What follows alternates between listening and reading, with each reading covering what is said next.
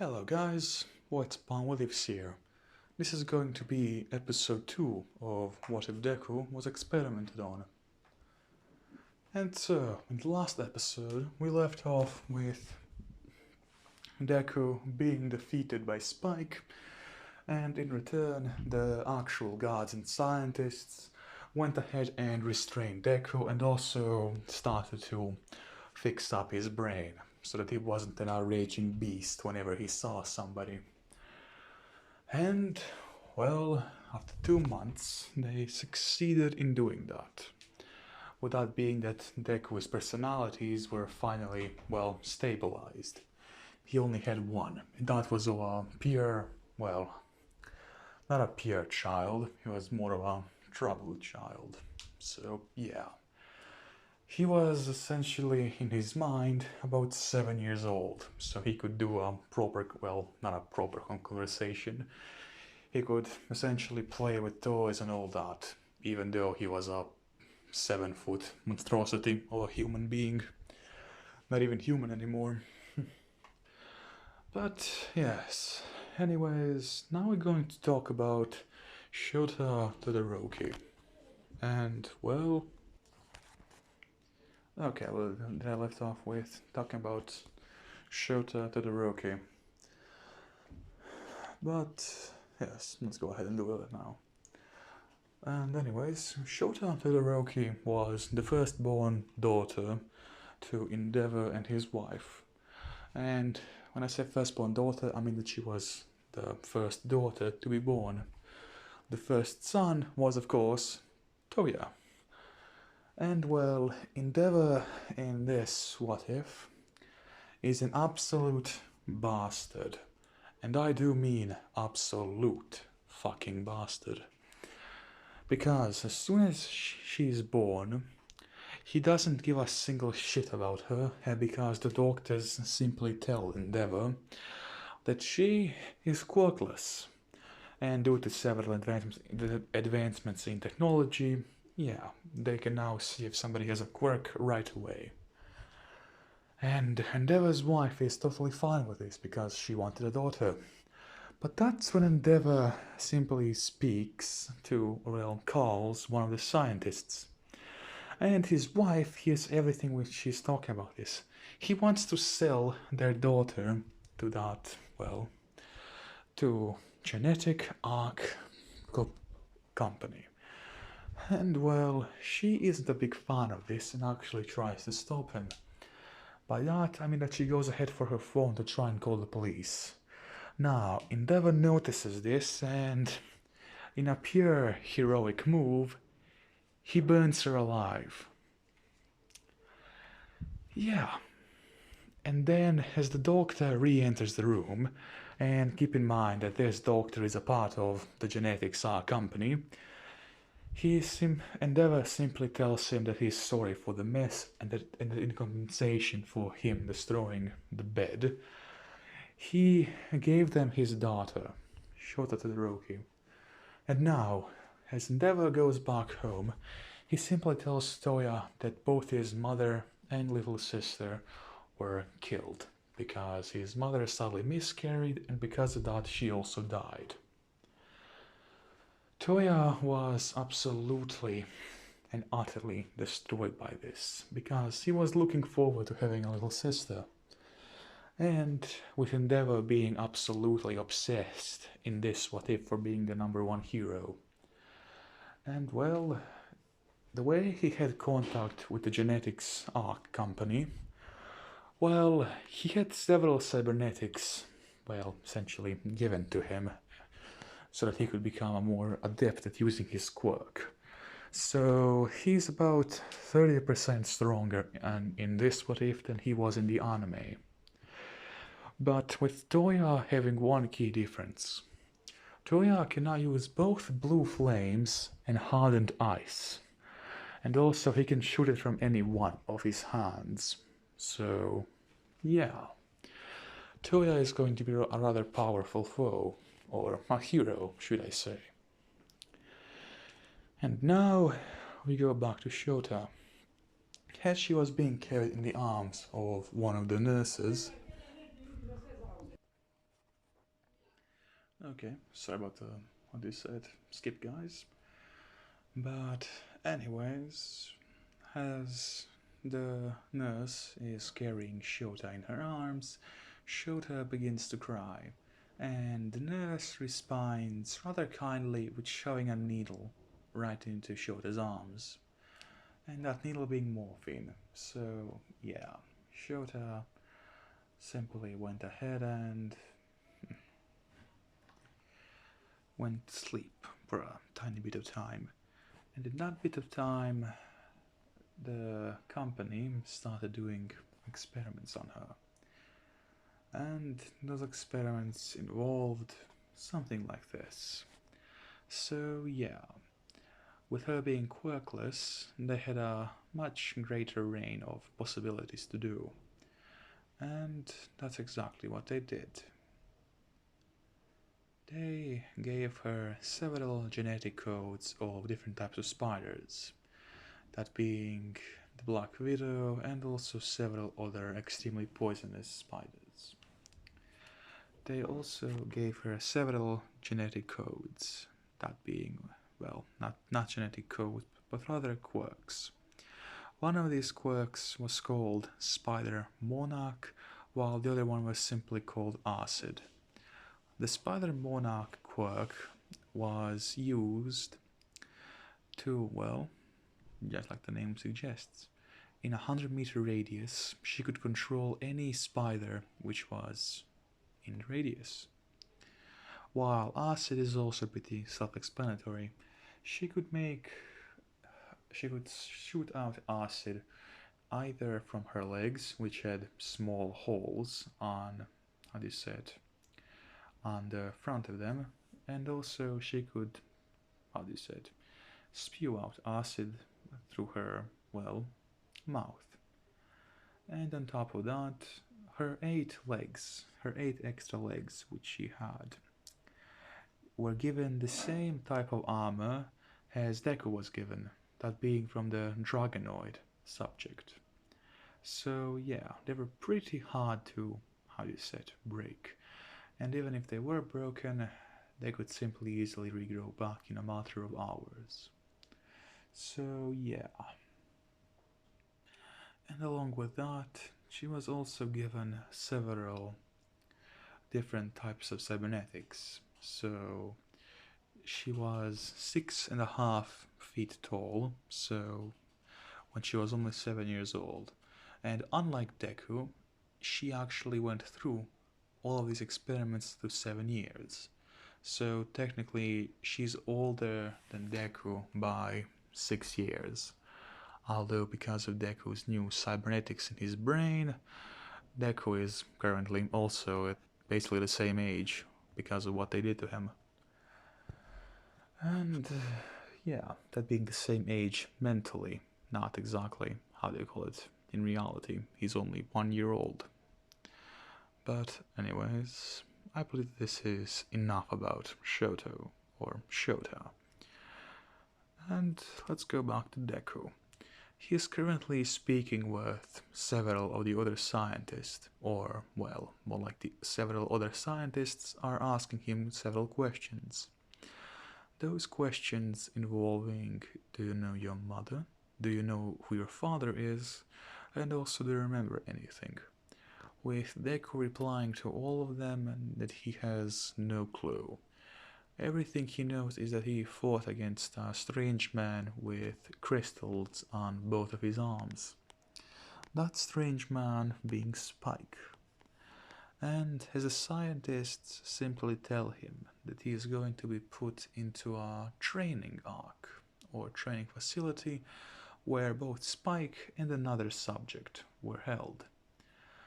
And, well, sadly for Deku, he would be sent there in 4 days because, well, the head scientist had no patience and he wanted Deku to become a killing machine, that is an obeying and loyal killing machine, as soon as possible. And after the 4 days passed, both subject 0172, that being Shota, and subject 1257, Deku being sent to the training facility. And that's where they finally met, how do you say it, Spike. Or, well, Shota met him for the first time, while Deku was sort of looking away from him because he was the guy who put several holes into his body. And well, as they were speaking, comb, that is comms, was simply, how do you say it, turned on. And the head scientist simply told both Deku and Shota that this place was going to be their new home for as long as the scientists wanted them to be there. And, simply putting it, their life there was, well, not exactly bad. They were given food, or at least Shota and Spike were given food, because Deku's stomach wasn't there anymore, and he didn't need to digest anything, because the genetics in his code would keep growing, even without any sort of protein, so, yeah. And, well, for the next couple of months, Deku and Shota sort of didn't speak to each other. They didn't speak at all, actually. They would only say yes sir and no sir to Spike when he asked them a question. But after 2 months, Deku finally went ahead and asked, how do you say it, Shota what her name was. With Shota replying that her name is Subject 0172, that she only has the numbers for now, although that she was given a code name by the scientists,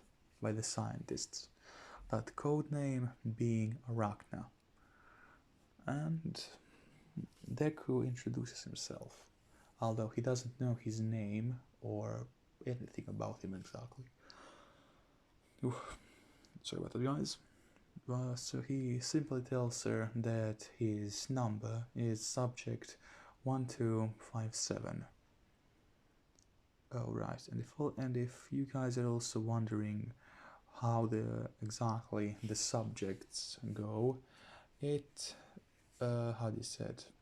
It says what sort of subject or experiment they were, and keep in mind that they are currently, with Deku being the newest experiment, there were a total of 1,257 experiments held in that particular facility. Although not all of them were human-based. There could be some experiments on weapons, on genetics, or on anything really. And yes, as Shoto and Deku were actually sort of bonding a little bit, speaking about their experiences, that's when Spike came into the room and simply told them that they were going to be practicing something. And that practice was going to be basic language and math. Because, like I said, they were only 7-year-olds. And, yeah, as they were speaking to Spike, they slowly got used to him. They began to trust him more, and they even referred to him as teacher or sensei. And that is essentially how their next 4 years went, until both of them were at the age of 11.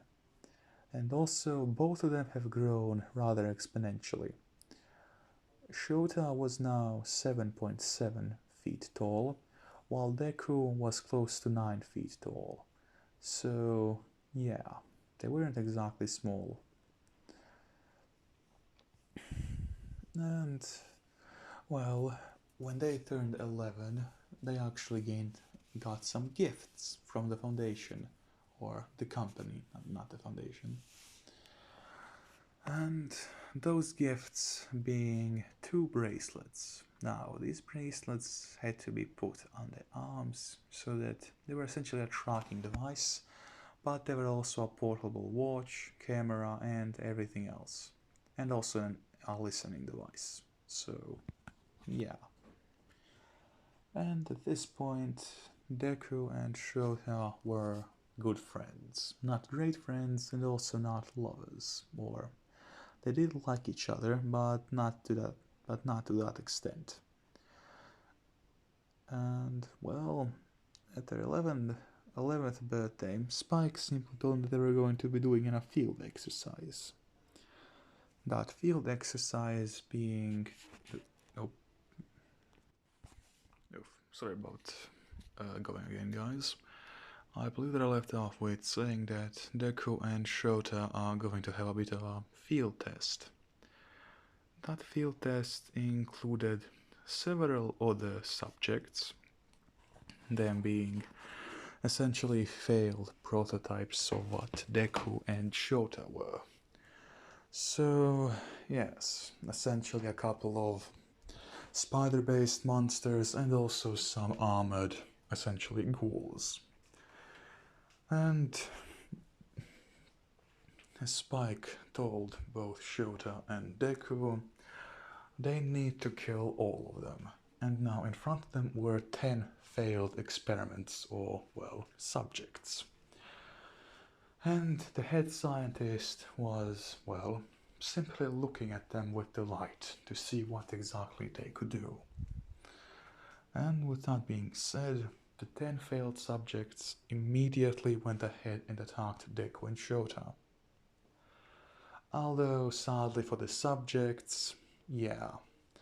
Shota jumped in the air almost immediately, using both her spider reflexes, along with her venom and her webs, to essentially, well, create 3 of the 5 arachnid experiments who failed into a meat-mush, that being that the acid completely evaporated them. And now for the other 7, they went ahead and tried to get to Deku. Now, with Deku using his arm, he infused it with his dark blue energy.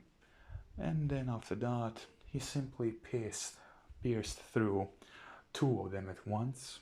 That's when he turned around using his energy manipulation yet again, and immediately frying up 3 more. And then there were 2 left. One of them being an arachnid, and the other one being a failed experiment of creating something which can go up against, how do you say it, heroes.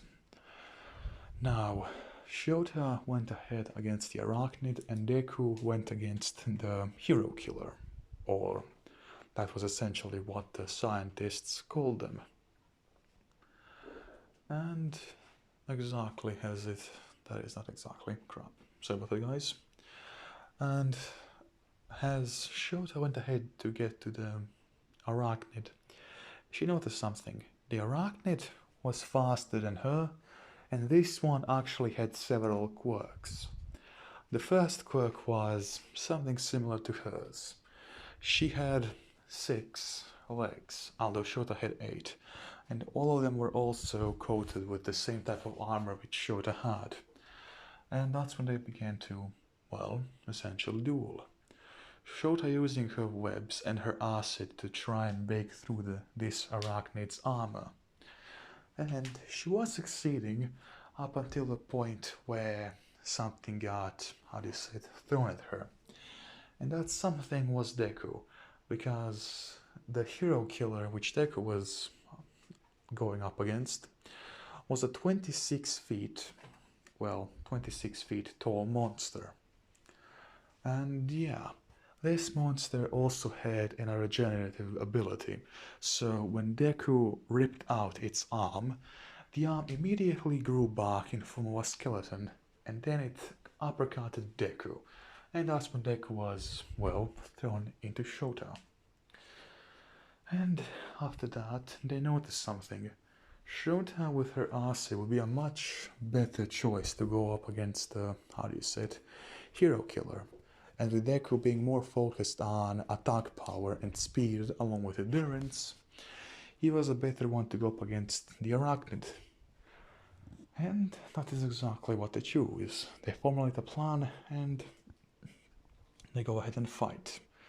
Although at this time, Shota going up against the hero killer, while Deku, went ahead and gone up against the arachnid. Now, as the arachnid gets all 6 of his, essentially, spider legs to try and stab through Deku, he notices something. Deku isn't there anymore, because Deku used something which is simply called, how do you say it again?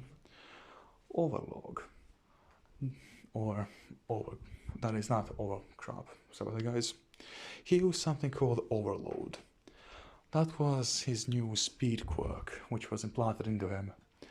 It essentially made him as fast as lightning, although he couldn't use it for much, because if he were to use it for more than a sprint of like 100 or so meters, his legs would quite literally break every single bone.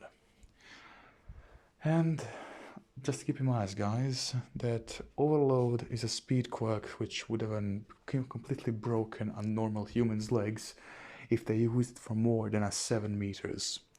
And because of Deku's enhanced cybernetics, along with the actual armor which he had on his legs, he could go for a lot longer than any normal human. And if you guys are wondering how exactly fast it was, let's admit that Overload is about 2 times as fast as All Might in his prime. So yeah, Deku is rather fast. And as the arachnid tries to look for him, it notices something. As it turns around, it gets uppercutted, and well, with such force that the head of the arachnid gets blown away. Rather literally, since Deku also infused some of his energy into his fist, so yeah. The arachnid essentially blew up, or its head blew up. And now going back to the hero killer.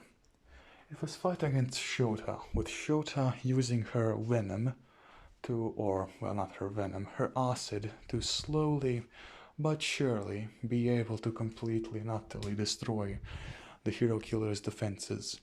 And then exactly as the last bit of the hero killer's armor fell from his chest, Deku used Overload yet again and simply went through the monstrosity, simply gripping its heart and then ripping it open. With the hero killer now also falling to the ground, Shota and Deku were capable of finishing this task, which would have even given All Might a bit of trouble, although not a lot. And, well, yeah. After that, they send in cleaning groups to simply get rid of the bodies, or, well, the corpses. And the head scientist also comes down along with Spike to congratulate both Deku and Shota. And, well, they simply say, alright, not being Deku and Shota, because they really don't care about anything at this point. They've been trapped in the same location for 11 years, and they don't know exactly what's going to happen to them. Although from the guesses of Deku, he thinks that there are probably going to be some sort of weapons which the company is going to use. And yeah, with that being over, Deku and Shota yet again get taken to be even further modified. And at this point, Deku's actual human heart gets taken away, and he's given 2 new robotic hearts, along with several robotic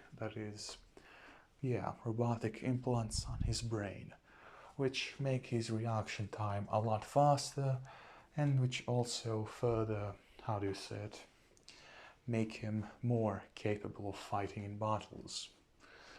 With Deku now being able to fully analyze his opponent's moves and be able to counteract them in the same millisecond when they're thrown at him. And also he was given a new quirk, this being a moderately strong regeneration quirk. And the entire point of the quirk was that normal people, if their arm got ripped off, it would never grow back, while Deku's arm would grow back in about a week or so. So yeah, rather powerful recovery quirk or healing quirk.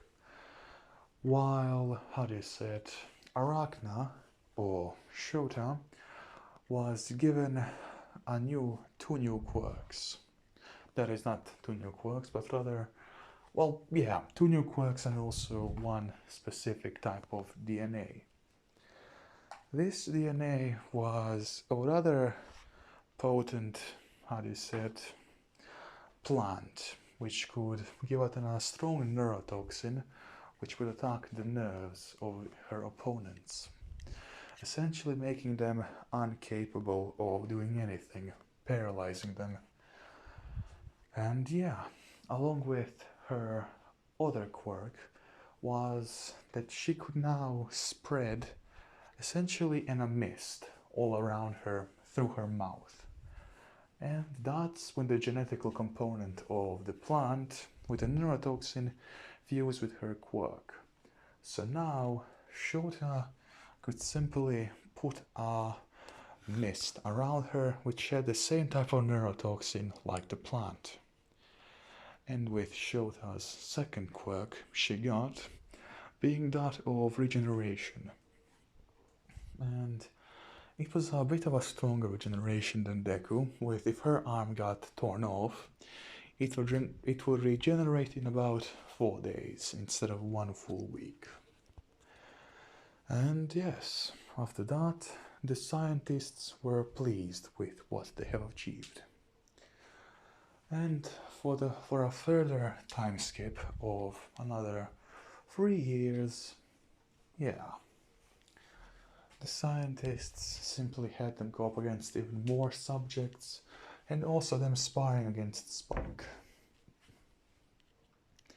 And after those 3 years, they weren't given any more quirks, although Deku was now, how do you say, fully armored up, with him essentially being able to completely cover his entire body in a well, how do you say it again? In a suit of armor, essentially. While also another genetic component which she got was from a deceased dinosaur. That being that, how do you say it, he could see for longer distances. And the type of upgrades Shota got would be essentially one new quirk, that being a quirk which enhanced her physical strength. And that quirk was called, well, second gear. Because essentially what it did is that if Shota got tired enough, or her fatigue arose to astounding levels, second gear could simply take all of her exhaustion and fatigue and create it into strength, which was then given to her body, enhancing her speed, reflexes, strength, and essentially every single quirk which she had. For about the most powerful time is if she was completely and utterly exhausted, with her not even being able to move. If she used her quirk then every single one of her quirks would be doubled by 2 times. So yeah, a rather strong quirk. And that was it. With now both Belle and Shota being 14 years old, although mentally they were about 19 or so, with their growth finally stopping. Now, Deku's growth stopped at 12.5 feet, while Shota's growth stopped at exactly 10.7 feet. So yeah, both of them were rather tall. And also when you take in factor, their monstrous appearance, with Deku essentially looking like a demon which is always clouded in a sort of dark blue energy, and then also Shota,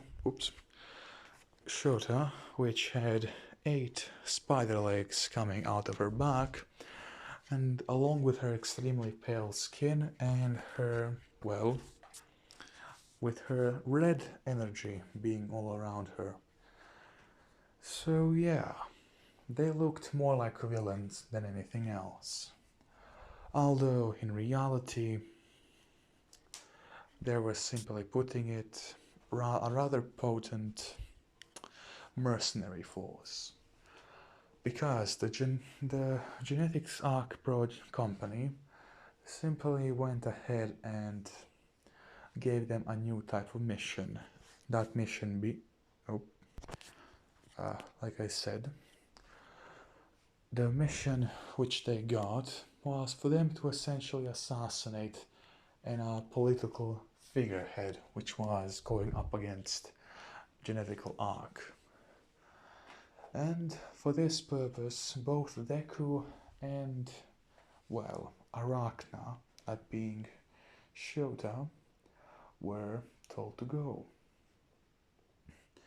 And now, the reason why both of them are going is because this politician is actually the brother of the Japanese president. So not only does he have several extremely, or well, highly trained heroes protecting him, he also has a plethora of, how do you say it, elite agents of the Japanese government, along with some mercenaries which can utilize quirks.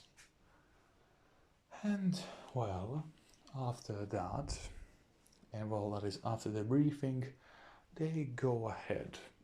Although before that, they were also giving 2 new quirks, with both of them essentially getting the same quirk. That quirk being active camouflage. So yeah, both of them could completely camouflage themselves in their surroundings. And so they didn't turn invisible and they didn't vanish. They were simply extremely hard to spot. And yeah, as both of them were simply, as the 2 trucks which were carrying them because of their rather massive size stopped about 20 kilometers away from, how do you say it, or call it, the proper, well, essentially the mansion of that politician. As Deku and Shota got out of the trucks, they immediately started sprinting towards the mansion, with them skillfully scaling all the rooftops to it. And well, any agents which were in their way, like counter snipers on the rooftops, they were either met by the spider legs of Shota piercing them right through their stomachs, or their heads being simply chopped off by Deku. So neither way was exactly a good way to go out. And after about 20 or so snipers were killed all around the mansion and its area, they finally entered, using their camouflage quirk to slowly but surely go around every single guard and slowly kill them off. But that's when something rather unexpected happened. Somebody else came to kill the politician. That somebody being several villains. And they were teleported through a rather familiar looking portal, at least to us. That being a portal which Kurogiri spawned in. And through it, several Nomus also came out, along with powerful villains, with one of them even having multiple quirks thanks to All for One. And yeah, as all the heroes and the gods quickly went ahead and tried to deal with them, one of the villains uses a sort of an EMP quirk, And sadly for both Shota and Deku, this type of EMP quirk is something which negated their camouflage quirk. And just as he did it, all of the villains, heroes, and the gods simply see it as the flash goes out. Two monsters, or what they simply perceived as monsters, one of them having several heads of several guards in both of his hands, and the other one having 8 bodies of guards being, well, stabbed through with her spider legs. And yeah, when they saw that, all of the gods, along with the heroes and villains, immediately turned their attention to them. Which was a rather bad move, seeing as Deku immediately sprawled into action. He was able to kill 2 heroes before they could even react. Now, the third hero, which had a rather powerful strength quirk, which was about the same amount as All Might in his prime at 50%, simply stopped Deku in his tracks. Although, one problem. Deku was only using his speed, he wasn't using his strength. And as soon as he was stopped by this absolute idiot of a hero, the hero immediately noticed something. He was being pushed back, not heavily, but Deku's current strength was about 64% of what Prime All Might had.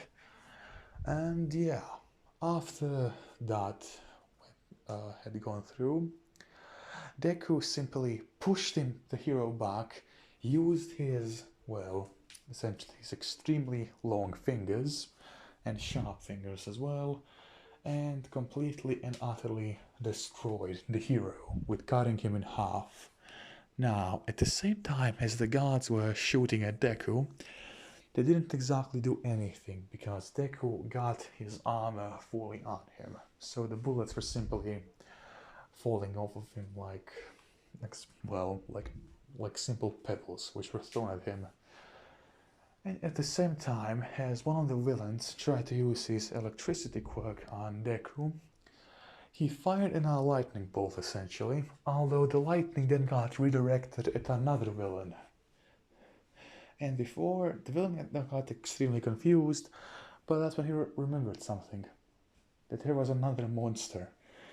And just as he turned around, one of Shota's legs simply sliced his head off. And with the other villain seeing this, they go ahead and try to attack Shota. Although one small problem. Shota uses her neurotoxin to, well, go ahead and completely and utterly paralyze all of the villains, gods, and heroes in the area.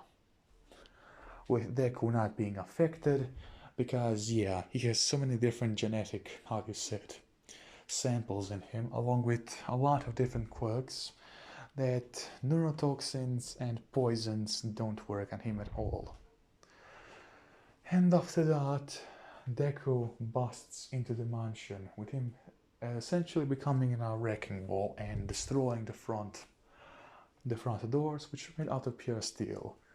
And also, guys, keep in mind that the only ones who are actually even capable of remotely being able to contain both or hold imprisoned both Deku and Shota would be the Genetics Arc Company, along with the Supermax prison located in Japan, America, and Russia.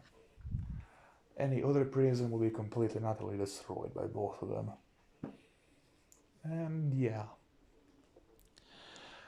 as Deku broke the gate, that is the door, he was immediately shot, or well, the guards which were in the mansion tried to shoot him, but Deku had enough.